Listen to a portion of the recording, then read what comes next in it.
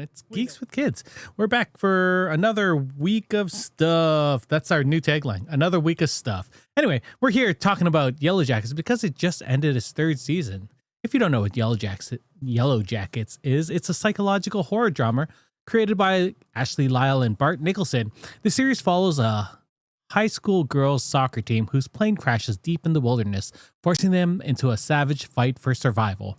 Told through dual timelines, the show explores how far people will go to stay alive and what happens when the past refuses to stay buried. The cast includes, this is a big cast, Melanie Linsky, Juliette Lewis, Christina Ricci, Tawny Cypress, Sophie Nalise, Sophie Thatcher, Simone Kessel, Lauren Ambrose, Liv Hewson, Jasmine Savoy Brown, Ella Purnell, Elijah Wood, Samantha Hanratty, and Courtney Eaton. There's actually way more people than that, but that was just a smothering of the main people, at least for the past 3 years.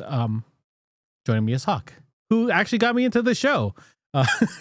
Yeah, you were the one you're like, you have to start watching this show, and I was like, okay, it's just starting its second season. I was like, I'll watch it, and then I binged the first season. I was like, oh shit, it was good.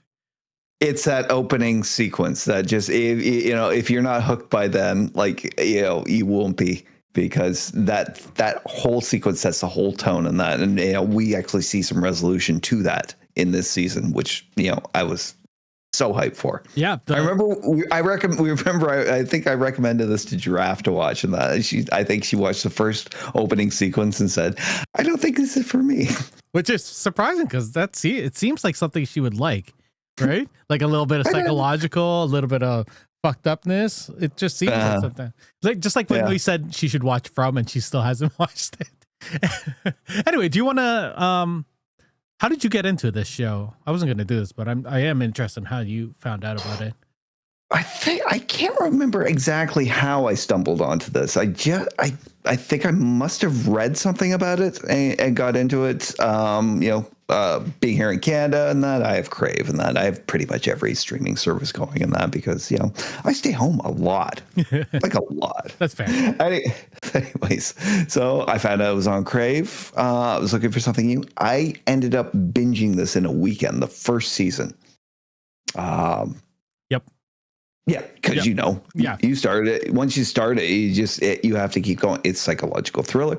There's a mystery that you're trying to get to by the end of it, and you are watching probably one of the greatest kind of back and forth between characters who were from teenagers and that up until their middle ages.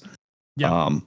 Which is one of the greatest aspects of this show, as its casting is fantastic, and everyone looks like their counterpart. Yep, and they act perfect. It was phenomenal just to see them, like the mannerisms were the same. Like you meet the kids first, so when you're watching the first sequence and it's them at just a regular school day, having a soccer game. Going through their school day, you're just like, okay, these are just regular kids, and then you're getting interspliced with the older. We see 4 of them: Shauna, Natalie, Thaisa, and Misty in the first season, and they're sort of just like they're separated, like high school friends are, right? You don't really stay with them, but they're around, and you sort of know they're around. But these ones basically they keep a lot of checks on each other after this, for sure. Do you want to read what happened in season 1, the small summary, which, I didn't really go into too much detail because I do sort of want people to watch it too, but we are going to spoil the show. We are talking about season 3. Yeah. So season 1 summary: in 1996, a New Jersey high school girls soccer team crashes in the Canadian wilderness en route to a national tournament. Stranded, the survivors face extreme conditions, leading to hints of cannibalism and the emergence of a mysterious antler queen. The narrative alternates between the past and 2021, where the adult survivors, Shauna, Natalie, Thaisa, and Misty, grapple with the trauma of their ordeal and the secrets they've kept.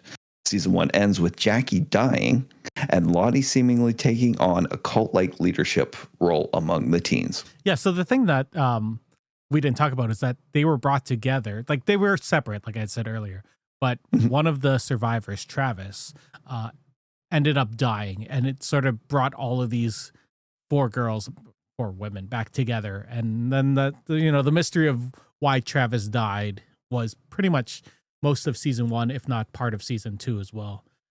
Very much so. We didn't get resolution to the death until season 2. Which I had totally forgotten until Hawk reminded me.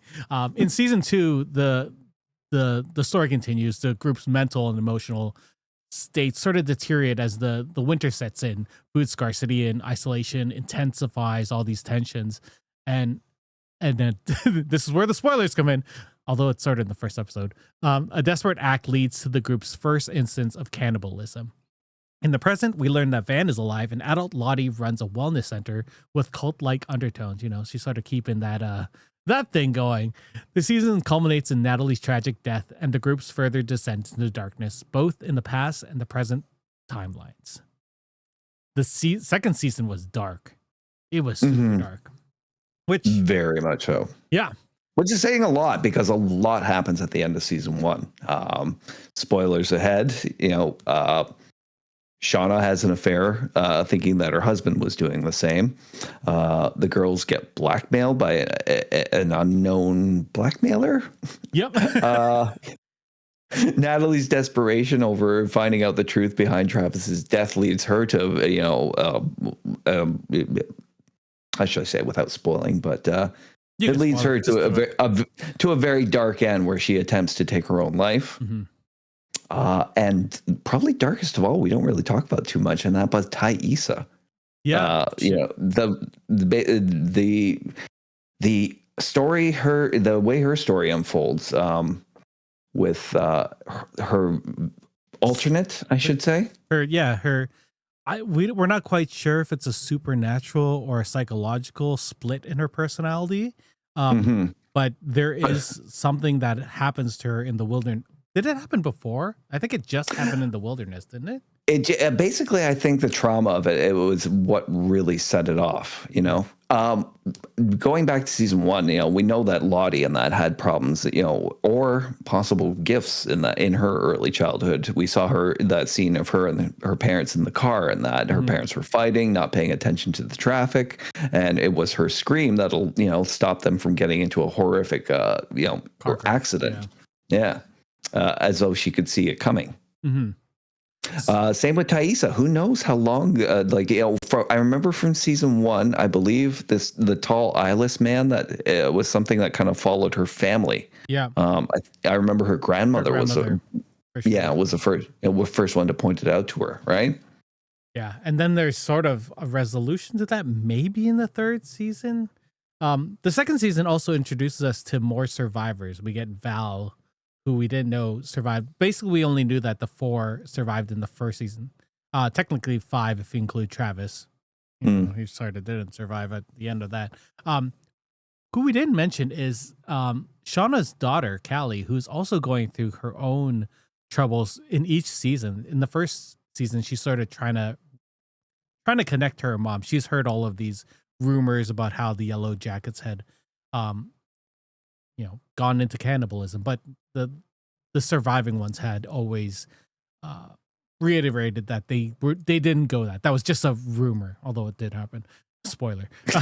Which we keep saying even though we're totally spoiling it. In the second season, she finds out that she had an affair and that her mother had an affair and killed her mother. So it's her sort of dealing with the darkness that her mom has gone through, as well as sort of the lameness of her dad. Is it hard? Is it harsh to say that her dad is sort of lame, and her dad is kind of lame? Yeah, and Shauna took on very, very much not the role her teenage self had envisioned for her, but all the way back then, and that she's a housewife. Yep. Originally she was going to university, and that she was an English lit major. Yep. Going in, and all that was disrupted. In her weird way, in that this was her defensive role, and that is she retreated from any sort of position in life that would kind of draw attention to her, right? Yeah. Instead of just hanging out in the house, and that this is how bad things got in the wilderness. Or she retreated into that role. Yeah, it's weird because of how the third season ends, right? And why this show's interesting. The creators had already said that they're only doing 5 seasons. They have a set story. They have a set plan, which I love being a Lost fan. That they know where they're gonna go and where they're gonna end. So, which is sad because we're gonna also lose From at the same time as we lose Yellowjackets. Mm-hmm. To me, it's not so bad in that TV shows, when they don't know how to end or when to end, and that can just take the weirdest, most terrible paths. And that having 5 seasons is great. That is a good amount of time. That's a good amount of story. It creates it's already done so well at creating like the mystery and tension and drama, and and I should mention aspects of comedy too. There are a lot of comedic aspects to the show For sure. but having it condensed into 5 seasons, you just that they can finish strong. Yeah, there's not much filler. Yeah. Although not all shows need just 5 seasons. Like Star Trek Strange New Worlds, give us 7. I'm just throwing that out there, internet. There's just throwing that out there. There's so much story to tell there. Yeah. So let's go into season 3. We're gonna sort of go through just certain aspects of the show. If I miss anything, I'll just definitely bring it up. But the first episode of the first show, we see a girl running in a nightgown, sort of dressed like it's a white. I'm gonna say nightgown because it looks like a white nightgown. It does, yeah. While she's being haunted by these mysterious sounds, like bird sounds and nature sounds, but they're done by humans. And she's just running, bloodied, and she falls into this pit, and we find out that she dies. And then we see this group of people covered in what do we want to say they're dressed as? Sort of like cult-like. Basically it's more animalistic. It looks more like utilitarian fur. Right? Yeah, utilitarian furs mixed in with like whatever scraps of clothing they still managed to preserve from the crash. Yeah. You can see that. You can see the formation of those outfits take place in season 3. Yeah. But yeah, it all has a kind of a ceremony to it. Yeah, and and we see that they're gathered around this woman or this person in antler ears, and they're getting the body ready to be eaten. Obviously, that's the first pretty much episode. We do see that Misty is smiling at the end of that. She lifts her mask to take a bite of bloody meat. She doesn't bite. She just lifts it up. There's no eating in that. Because of what we see in the 3rd season, right? So this girl that has been a mystery throughout all of the seasons, we find out is Mari, who's one of the soccer players, and had this season got into a bit of a row against Shauna. Mm-hmm. So it's heartbreaking because Shauna had gone sort of off the deep end this season, right? She's getting a little more. She had a rough season 2. Okay, so to recount for season 2, and that she was pregnant at the time. They were in winter. She was malnourished and pregnant with a child. She killed her best friend. I mean, technically, she basically taking control of the group like that at the end of season 1 and basically ostracizing Jackie led to her death. But Jackie ends up dying of hypothermia.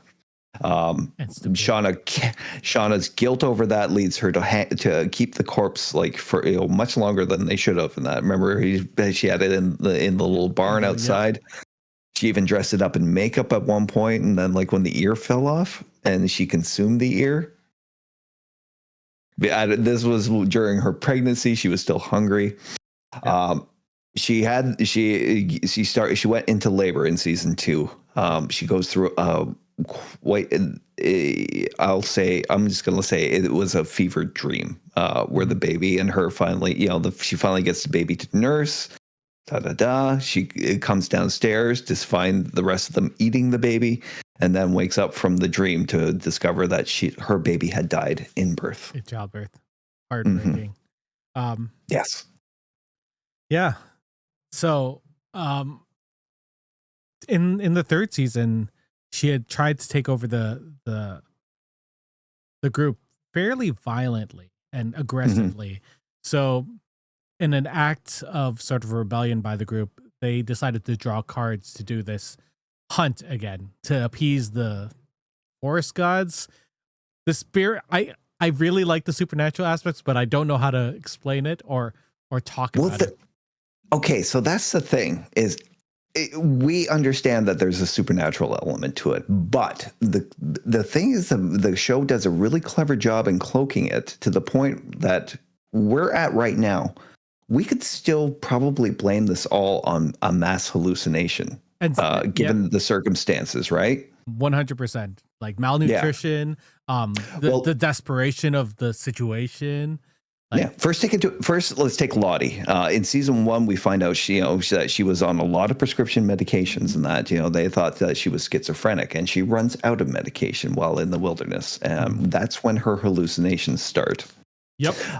Thaisa could be described as suffering from DID, basically what we used to call multiple personalities. But Yeah. she definitely, what she has could definitely be ascribed as to a different personality that sometimes takes over. Travis, Travis was always waffling about whether he believed in what was happening or not. It's like Lottie guided him through a lot of this. We see that quite a bit in And season 3. Lottie guiding him through like meditations and that, the getting him to. hallucinations with medication or with hallucinogens.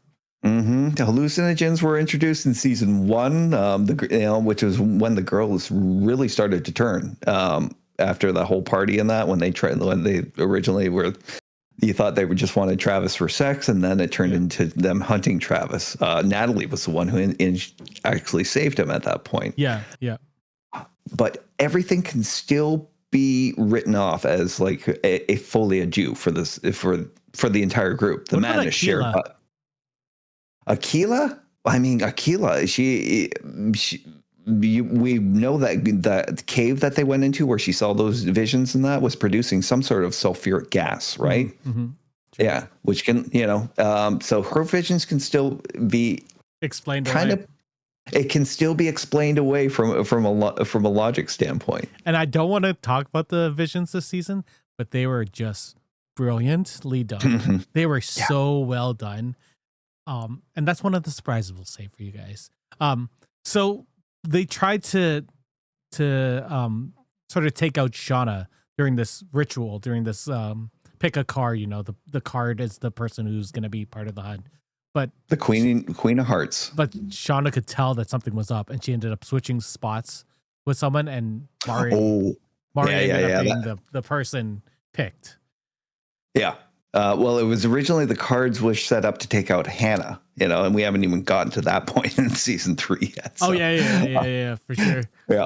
No, but it's been very like Shauna, like she really started to evolve at the end of season 2. And that, remember when she beat the hell out of Lottie, effectively kind of taking control away from her. Yeah. And Lottie ended up kind of giving it away. Now the girls ended up voting Natalie to be the leader, but we see that changes in season 3. Yeah. Very, very quickly, especially with the addition of with Melissa in the main group. So we find out that the girl in the first episode was Mari.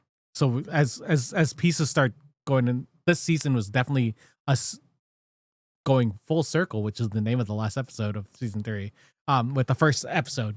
So what was interesting about the hunt in this final episode was that everything was done in a mirrored sense versus what it was in the first episode. Like everyone was moving screen right to left in the premiere, but everything else was moving to the right in this version. Like we were seeing it from a different perspective, which I thought was really well done from the production standpoint, because we had just thought that they were just hunting this girl, right? Originally, they were just like, this is meat, we're gonna eat this girl. But it was more desperate in the final version. Like people were trying to escape, people were trying to save other people were trying to take out Shauna again.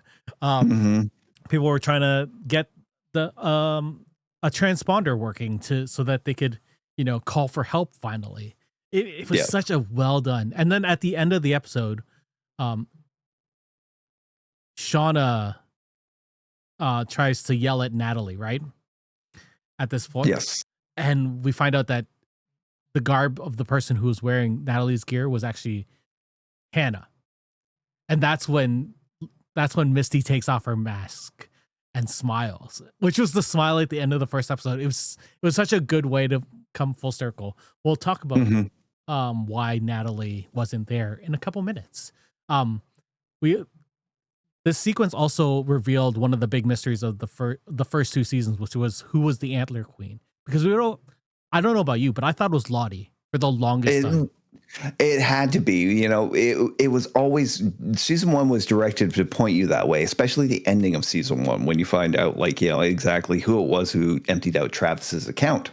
And we find this out because Natalie, during her attempt at suicide, is basically abducted, interrupted, and then abducted by people in weird garb.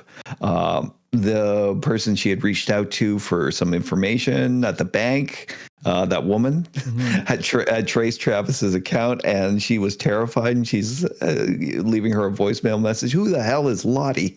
Oh, yeah. That was a good ending. Remember? You find out Lottie had become very, very powerful and very, very connected in that through this wellness camp that she was running. Which is to say something, because she was already rich and powerful beforehand. So. Oh yeah, she came from money. Yeah, that was way back from season one. But yeah, she was very powerful. Yeah, where was I going with this? Because Shauna becomes the Antler Queen. Yes, and that was and season 3 has basically young Shauna's evolution in season 3 is probably kind of the highlight for me. Like seeing how aggressive she's getting, well,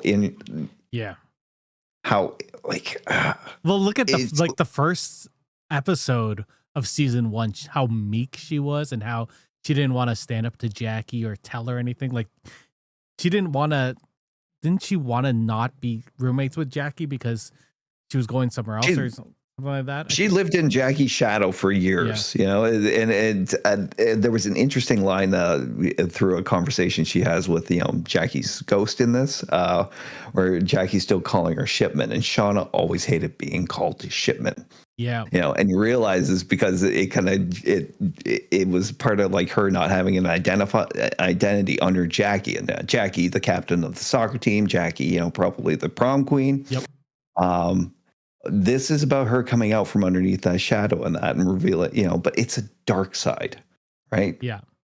And we see that mirrored in present day, even in the first season, she was sort of that meek housewife.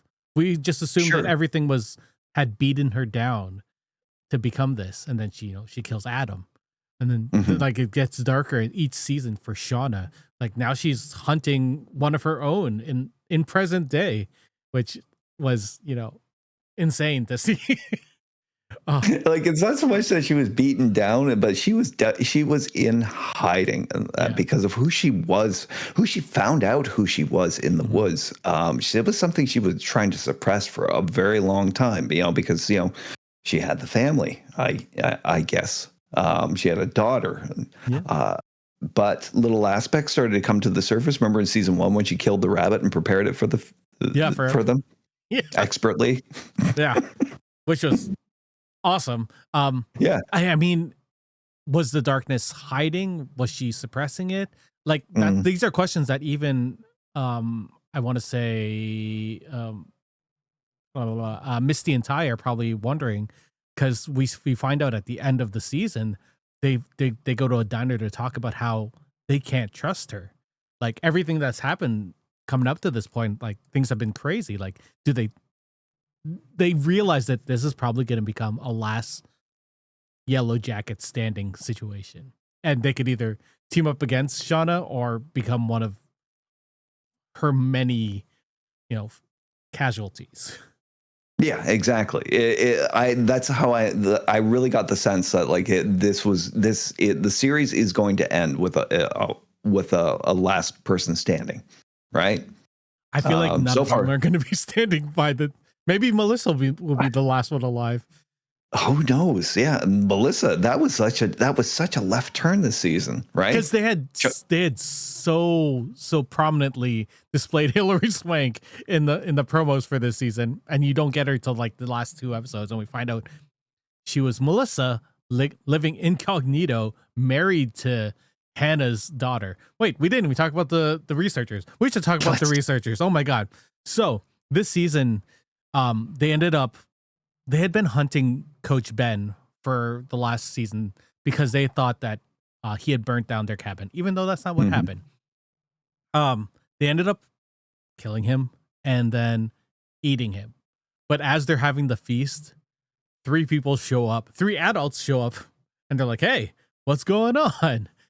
And these 3 people, 2 of them are frog scientists, Edwin and Hannah, and then the third one was their guide, Kodiak. Played by Joel McHale from Community. Joel McHale, which was amazing. Edwin and Kodiak are both killed, and Hannah ends up joining the Yellowjackets, which is a really interesting dynamic that's going to happen moving forward because she's much older. She's like 30, and we definitely know that she dies because she didn't make it back. The 3rd season dealt with an audio tape that Hannah a DAT tape. Yeah. Remember DATs? Yeah, we had them during school, didn't we? We used them in university. Yeah. Oh God, we're old. They had a DAT tape of the recording about what had happened during these events initial encounter. Yeah. Like the tape recorder was running when they basically introduced themselves to the group, and it continued running as the group turned on them and started chasing them through the woods. Yeah. After Lottie initiated it, remember that? Yo, yeah. Oh. She straight up just killed Edwin after they were just talking. It was insane, and then the hunt happens. Basically, this season's. Shauna had been haunted by this DAT tape that was mailed to her, and we find out that Melissa had sent it to her as a means of, lifting up her soul, like sort of letting go of things and just letting it go. But the letter that she had sent to Shauna had fallen underneath the cabinet when Cassie had opened it, unfortunately, leading to chaos. Who knows, like, if this is the spiritual natural things like it's a series of misfortunate events, right? Yeah. Because the DAT tape was sent with the letter. The daughter was the one who took found it at the door. Yep. I can't remember if the letter slipped. The letter definitely slipped out, right? Yeah, because the father startled her in the kitchen. Yeah, and the letter slipped out, fell underneath, and so that would have cleared up a lot because Shauna, when she found out that Melissa was still alive, took matters into her own hands as she tends to do. Yeah, and confronts her. But I wonder if she still would have done the same thing, right? That's the thing. Well, she read the letter at the end, right? Yeah, but I don't think she was. Didn't seem to make a difference in that. And I think it seemed to solidify in her mind that this was at the end of this, it was still like it was going to be her against them because like these secrets were slowly spilling out. People were asking too many questions. She went through a homicide investigation like last season and that, which again through a series of unfortunate events, and that seemed to just kind of disappear. We didn't talk about Elijah Wood in this show, who's like an internet detective with Misty. What's his name again? Oh God, I can't even remember. His role very much confuses me in this show. I like him a lot, but I don't know why. He seems like a rich guy who just is doing this for fun, right? That's exactly what he is. He's obviously like he is in love with Misty, but Misty doesn't seem to be in love back with him. Walter, that's right. Walter. Yeah, Walter kills that police officer right at the end of season 2. Mm-hmm. So that to help the Yellowjackets, he seems to want to be part of this whole ordeal. I'm interested in what he wants to gain by the end of this because there's something he's not. Of course, doing. I think basically it's a matter of like the showrunners are keeping that close to the vest. You know, they are hiding their cards as far as that because, like, you know, they've had him from season 2 to 3. We're not, you know, in varying amounts in that he's kept around, but we're not quite sure why. I think there's something he's connected to this in some way that we're not aware of just yet. He's always trying to get Misty to realize that her friends are using her, which is unfortunate but totally true. But he's also Yes, using her. So very much so. so it's an interesting dynamic that he has with the Yellowjackets, and I think he has something against Shauna. I feel like there's something there. That's the thing I think. I think there's something against Shauna. I don't know why. if it's necessarily something against Shauna. They end up working together on part of the case, and he becomes very suspicious when he obtains the report that Shauna's DNA is found on Lottie's body. Mhm. Under the fingernails. Under the fingernails. We find out what that situation entails later on. But yeah, I don't necessarily think it's about Shauna. I think it's basically about Misty. He is just absolutely smitten with her. Mhm. But she is not returning the affections. And in fact, she's very much using him. Yeah. I am intrigued as to, like, he knew that she was a yellow jacket before um before he knew she was because he figured out who she was like really Yes. early in the first season. His character or second season. I'm very intrigued by him. Yeah. Where are we going? The present day. So we did say that Lottie ends up dying this season, which really shocked me. Like, it came out of nowhere for me. And we find out that Callie had unintentionally killed her by pushing her down. Like, she ended up pushing her down the stairs, not really by accident, but not in a way to kill her. That seems weird. Pushing someone down the stairs is never a good thing to do, right? But it really was a catalyst to the craziness of the second half of the season. Right. Part of me thinks Lottie basically expected to die at that point. I think she was 100%. basically making herself a sacrifice in that because she believed Callie was The chosen one. the chosen one. It was like she's been obsessed with this entity ever since encountering it in the woods. If it is indeed real, she thinks at some point, this is what I imagine, is that if whatever intervention happened wasn't supposed to happen. It was basically going to come down to two of those girls in the forest had there not been a rescue involved. Right. And if there is a supernatural element, this is what it was trying to find out is like who was basically the alpha of the group. Lottie now believes that Callie is, being Shauna's daughter, it was basically like the embodiment of what this spirit truly wanted. Which frightened Callie. She reacted, basically just to push her away. But, she ends up falling down those steps, lovingly, decorated with the candles and everything. And Lottie just seems to accept her fate. Well, I feel like she had envisioned it when she had that vision of the Antler Queen, right? Right before the end. I think you're right. I think she totally knew what was coming. And that this was her place. I'm really sad that we didn't see her plane ride into the afterlife like we see with Natalie. I know, with Van. And Van. Yeah, with Natalie, with Van. Yeah, I know. Unless we see, Lottie. I wonder if we'll see it next season. But see, they really, this is the thing. It's like they left that thread and then they had to circle all the way back to it at the very end. So putting in like her plane ride scene would have kind of taken away from the mystery, because like that became like a big part of the mystery this season was who killed Lottie, because we didn't get any resolution to it until the final episode. I will say this, if Lottie had expected this and she was at peace with it, both Natalie and Van dying, they were not at peace when they died, right? No. Natalie died by accident by saving that girl, Lisa. She was one of the acolytes of Lottie's. She had befriended with her in that because they kind of had this kind of shared history of pain and terrible parents. Yeah. and abandonment. And she and I remember she intervened when Shauna was the one being hunted through the woods.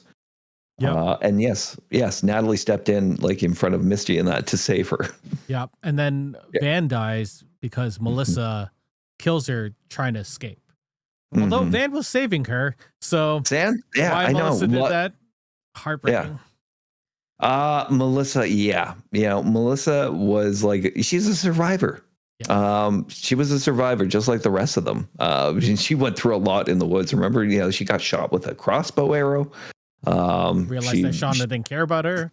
Shauna basically took her like a mate at that point. Yeah.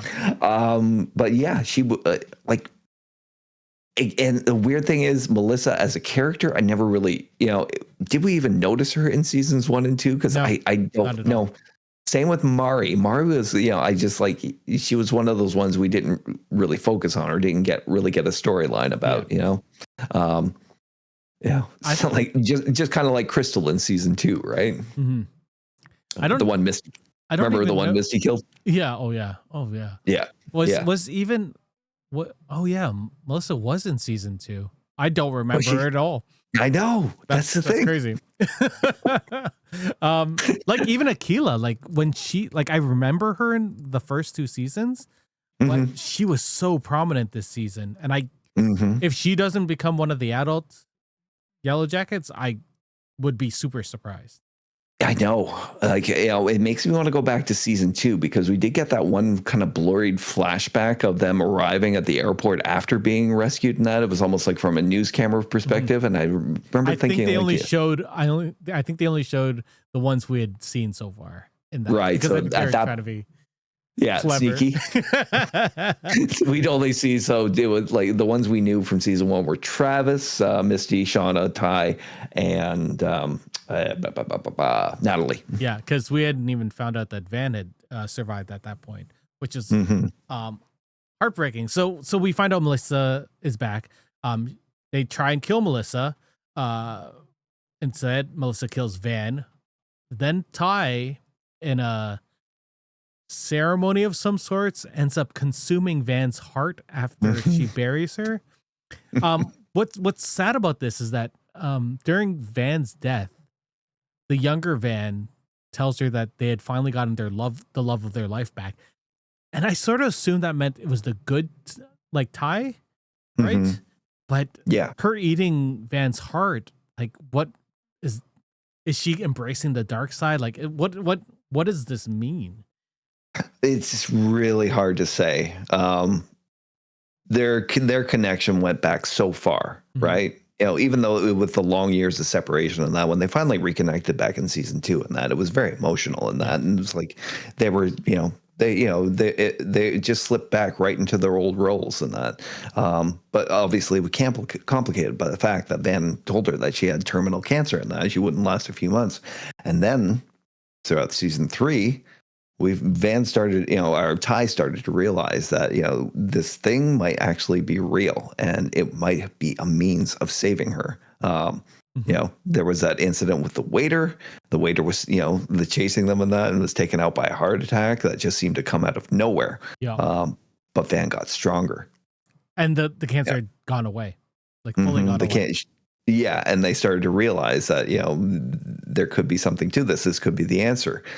They selected, they put the card in the street to see if somebody would pick it up. And then if somebody did, that would become the next target. Yeah. Yeah. So her eating the heart at the end, I mean, it is in some way embracing that, that yes, either it's that she wanted to keep something of her in that the way that they bonded together, which was through this shared experience, through the cannibalism and everything. But needless to say, it was Ty eating that heart, not the alternate. Yeah. Okay. Yeah. I wonder if Ty and her alternate are now one. That's what I'm worried. Could be a matter. It could be like that too, in that. But I mean, the alternate, when it takes over, it just it's its own fully formed personality in that, and we see it's very, very much on the side of the malicious side. Mm-hmm. Right? Remember when we saw the alternate in the hospital during that vision? Hmm. Like, I wonder what that meant, because I wasn't sure if Ty had come back at that point or alternate of her had come It back. seemed Like, like the alternate had taken control on that because the alternate was told her in that she was the only one capable of saving her, yeah, right? yeah, that's true. Yep, yep. Oh man, the show is so good. There is a lot of layers to it. It's like It's an onion again, yeah, it's an onion, or a but parfait. a sweet one, a Yeah. sweet onion. So a parfait, we should say, better layers. Um, um, a lot of things also end up happening to Shada, like because of all of the craziness that happens, like her going to Melissa and her sort of disregarding her family, and sort of she was a dick to her husband's like coworkers, not coworkers, but like No, they were like, potential yeah, clients. investors. Uh, Yeah, intentional investors in whatever he does. And that I don't even remember what the husband does for a living. He's a but carpet person. He sells flooring, something. I feel like that's what it was. I feel like that's right. something like that. Shauna ends up because of her destructive nature, her family leaves her at the end of the Mhm. season, which is heartbreaking. Because it seems like I'm gonna say that she was doing all this to keep them safe, but it seems like she's also just doing this because she's selfish, right? Or that whole thing is happening. Family leaves her. Ty and Misty plot her takedown, which might happen next season, might happen in season 5. It might be a longer thing. We'll see. And then what else was this? That was it, right? That was the end. Well, I mean, no, I mean, for Shauna, it's like she made a resolution at the end that she was going to be taking back control. Oh yeah. The whole thing with the Shauna in this season and that the younger one and the older one is kind of a coalescing. It's like Shauna's been hiding in the shadows for so many years now, and that when she was in the woods, she wasn't hiding anything anymore. Which terrified everybody. Mhm. She seemed to be the least affected by any of the supernatural elements that were happening there, and yet she was the worst one. And Yeah. when there was a decision made about a possible form of rescue, with what's his face, Joel McHale's character, Oh yeah. Kodiak, Kodiak. That was the Which name on wasn't on the shirt. I think his real name was Eugene or something. Yeah. But Of course. anyways, but when that possibility of them being led out back into civilization was offered, and that Shauna was the one who said, "I'm not leaving. Nobody's leaving." Yeah. Yeah. She had found her place in the woods there. She hasn't found her place in the real world because I think she was scared about what that would mean. Now she's not afraid anymore, and her saying that she's going to be taking back control is seriously dangerous because Shauna's just been reacting to situations for seasons 1 and 2, and that now if she's going to try and take control in season 4, I don't think she has to take control. She is in control. It's her exerting that control, right? I think it's more control over her life and the situation and making sure like none of these secrets come back and to haunt her ever again. Which brings me to the last part of that episode, and that's Shauna yelling at Hannah because Hannah was supposed to be Natalie. And we find out that Natalie had fixed the satellite radio with the remnants of the black box that Misty had hid in the first season. So the group had conspired against Shauna so that Natalie could escape and go to the highest point of the mountains there and just make a call. And the last thing we see in this episode is her saying, "Hello, is anyone out there?" And then someone responding. Mm-hmm. Oh, goosebumps. I'm getting goosebumps right now just thinking about it because that means we're going to see the rescue next season and the aftermath. Like I assume next season we're going to see what happens when they come back to the real world. Right. I bet like season 4 probably ends at that. That'll be the end of season 4 is them returning to the real world. I think there's going to be more because they have to explain how they deal with coming back, right? That's what they did in Lost too, right? They dealt with how they reacted after being crashed for such a long time. I bet season 5 covers that. Basically, at the I end could of see that season too. 4 covers the rescue.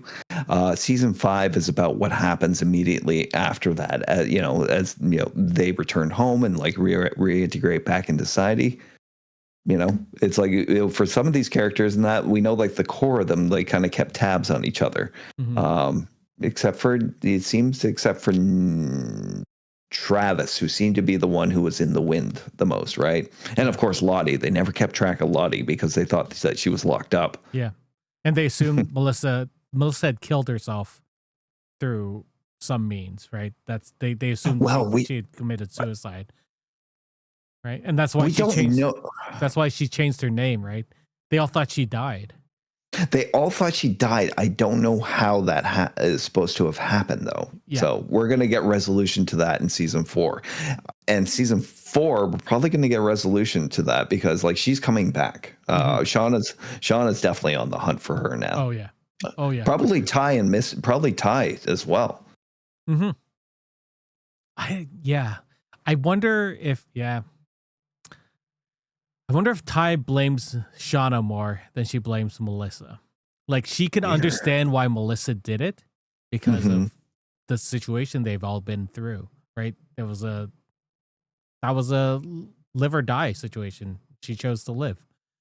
But Right. Shauna led him to that. Oh man, it's such a good show. I'm just gonna keep saying it. Yeah. I do want to talk about how when a yellow jacket dies, or at least An angel gets his wings. an angel gets his wings, or they end up on the airplane, the crash that occurs, and then they sort of see them dying in this like old real 4x3 Hmm. projected onto the screen in front of them. It's such a beautiful and tragic imagery because this crash has really been the biggest moment of the biggest like thing It's that happened to them. the most life changing thing that ever happened to them at this point. And it's interesting that, that when they actually die, Mhm. that's where they return to. It's like the point that basically defined the course of the rest of their lives, and harkens back to the fact that, like, they were supposed to die on that crash. Yeah. The fact that they even survived it was a near miracle in that. But, like, ending up where they were, and like isolated as they were, and what was going on with them, and that we can't discount that there is a supernatural element to it. And there's so many indicators that there could be in that. But I love how they balance that out with, like, keeping it grounded in that this could just be like their individual madnesses that were taking place at that time, or that there really was. We still haven't gotten a lot of clarity about the symbol that keeps popping up, Oh right? yeah, yeah. The yellow Yeah. jacket symbol, which was there Hmm. before them.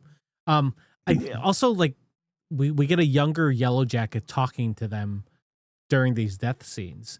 In Hmm. in Natalie's death, it was Lottie talking about their purpose, and then the younger Van talks to older Van and about how they had saved Ty and all of like it's not the end of the story, which is even more confusing because her story is ending, but it's not the end of the Yellow Jackets story. Um, thoughts? Also, Radiohead playing during both, which I is know. beautiful. So I was trying to look up real quick which Radiohead songs. I looked it up So earlier. Now I can't remember. Natalie's death had Street Spirits, and Right, Street then Spirits. Van Yep. had exit music for her film. Yeah, which So is incredibly sad. I don't know why Lucky never came up, because, like, the lyrics of that perfectly fit. Pull me out of the air crash. maybe they're Pull saving me it. out. Yeah, pull me out of the rain because I'm your superhero. We're standing at the edge. Oh yeah. So the primary music supervisor for the Showtime series Yellowjackets is Jen Malone. I was just wanted to look it up in that because, like, we know that the theme song is written by Craig Wedren and Anna Warrenker. I think that's her name. Yeah, we're on Kerr. Yeah. Yeah. For those of you who don't know, Quag Regin was in a 90s band called Built to Spill. They were kind of like a prog punk rock outfit. Yeah. I wasn't really familiar with them back then, I didn't but, even like, know them. his name popped up, and I totally remembered it. Just basically, like, articles I'd read, like, way back in the 90s. Um, And I thought that was like kind of a great addition, like a enlisted '90s music writer and performer, and that to do the theme song. Yeah. Yeah. I mean, it was great enough that they got Alanis Morissette to do a version of it, which was phenomenal. Mm-hmm. And the soundtrack, but the music that they had for all the seasons was just the best 90s music that they had, but it was also not just the alternative stuff that was super popular then. It was like it was everything. Like the first season had Uninvited by Alanis Morissette, Today Smashing Pumpkins, Supernova by Liz Phair, Miss World by Hole, Counting Backwards by Throwing Muses, Down by the Water by PJ Harvey, Pyramid Song by Radiohead. They like Radiohead a lot, which is fair. There's a lot more than this, but that was like a sprinkling of season 1. Season 2 had Florence and the Machine, From Now, Nirvana, Live, Cranberries, Garbage, Pulp, Veruca Salt, Necking, Papa Roach, Four Non Blondes, Sparks, Elliott Smith, Alanis Morissette again. We get Radiohead again this year. Smashing Pumpkins, Tori Amos, and so much more. Tori Amos was such a big one for the '90s, man. Yeah, like I saw her back in concert back in '94. I'm so jealous. Like, especially during that time period. Yeah. It would be like saying, I saw Pearl Jam in 1995. I saw Nirvana in 93. Dude, I missed out. Yeah. I was good. Personal story? I'll tell you a personal story after too. I was going to go see them in, I think it was around February of 1994. They were playing at Maple Leaf Gardens in Toronto and that, but I didn't have enough money. It was either that or I go to see them at Lollapalooza there, which they had been announced as going to be headlining for the summer of 1994. So I thought, I'll just wait. Oh, the summer of 94. That was a sad time. Oh my God. April? Yeah. Back in around, I'm going to say 97. No, wait. This had to be a little bit later. Maybe like 2002. Beastie Boys and Rage Against the Machine went on tour together, right? Yeah. And I had tickets to it. I was supposed to go to it, but my cousin got married. So I was getting married on the same weekend. And I was like, oh, I can't go. So I'm going to, sell my tickets. And that was the last time Rage Against the Machine was together. And then obviously Beastie Boys ended up breaking up because of deaths and stuff. Man, we missed out. Oh, that sucks. So Yellowjackets, phenomenal music. And it wasn't just like there for no reason. Like all the songs that they pick are very aptly suited for what's happening. Like when exit music for a film played during Van's death, like it's because it's her film is closing. Like it's the end of her. Like it's such a sad song too. So and we had just saved Van. Like they had just saved her. So the fact that she's getting pulled out at that point, oh man, it was such a well placed song. Yeah, and not to sound like like a little snotty or anything like that, but like music back then meant so much more to people, in that like it was hard to get hold of new music. You had to go out and seek it in stores and that. It's like in cassettes and CDs. You found it through articles and through segments on broadcast television and that. If you were lucky enough to catch. You have to, City Limits back in the day was like a great one. And that, it was Much Music. It was like, it's like, it was their like late night alternative rock. And it was like that hour alone where it's like they play stuff that you would never hear like through the day. Yeah. Like, or like when Edge had Bookies nights where he would play someone new and someone local. And you're just like, oh, this is awesome. I should check this out. And then, how do you check that out? You have to go to the record store, talk to the people, and be like, this is, and it was such a harder time to find music. Like I like that I can find anything now, but there's so much that it's sort of overwhelming at times. Of course, it must be overwhelming for kids nowadays. Just to have like everything instantaneously at your hands and that through whatever streaming service, through YouTube and that. But even still, it all comes down to like hearing about it. And yeah, it really reminds you in that what scenes used to be like. You know, people were involved in certain scenes. You know, it's like, you know, metal kids hated punk kids, and that, you know, punk kids hated, like, you know, hip hop kids back in the day. It was very divided, but at the same time, you know, it really kind of, you know, it was the necessity was the mother of invention of that. Yeah. But I think my point is that, like, you know, this show kind of captures that feeling about being connected to those songs and that. It's really, yeah. It's really funny because you say that, and I think back to the 90s or high school. Oh my God, that sounds so weird. And I look to like my classmates, and they're most like the popular kids were really into metal, which was very strange at that point, right? And but like then there were the kids that were in the music program that were like, yeah, we were like alternative rock, and there were weird rando art people or theater people like me that would like, I like pop, I like folk, and I like alternative rock, I like grunge. And you also like Broadway and musicals From the theater. Like it's such a, and I remember having a hard time trying to find my tastes then because I didn't know what was there. I didn't the radio stations were really our only means to find something. And we had Edge. I had Edge from the States, which was 103.3. I don't know if you remember them. 102.1. I think I do. The Edge. Oh, 97.7 Hits FM. Hits FM. 103.5, which was like a dance. I want to say a dancey poppier station. I think so. And then we have 99.9, which is CBC radio.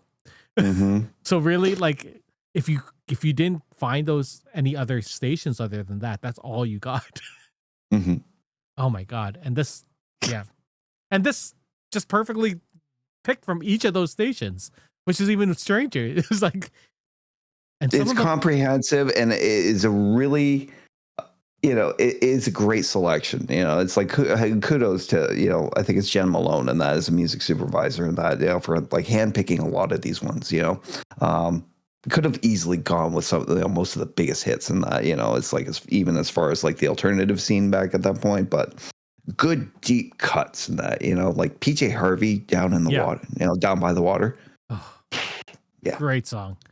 Great song. Even the more recent stuff that they picked, also like great hits. Like some of them not, it wouldn't be the first thing I would have expected, but definitely fits. And it was just, and they're good hits that they picked. While we're on the subject of music of the show and that, I want to I was trying to find out who is the one who composes those creepy little like moments in between the dialogues and that, because like, if you notice how eerie the music is in it, it has these odd, weird kind of clicks and tones. There's this dissonance throughout it, know, with little bits of melody. Sometimes very simple, like kind of cooing noises that go on top of it. It's so well done. It really adds to the eeriness of those scenes, and especially in the woods when it hits.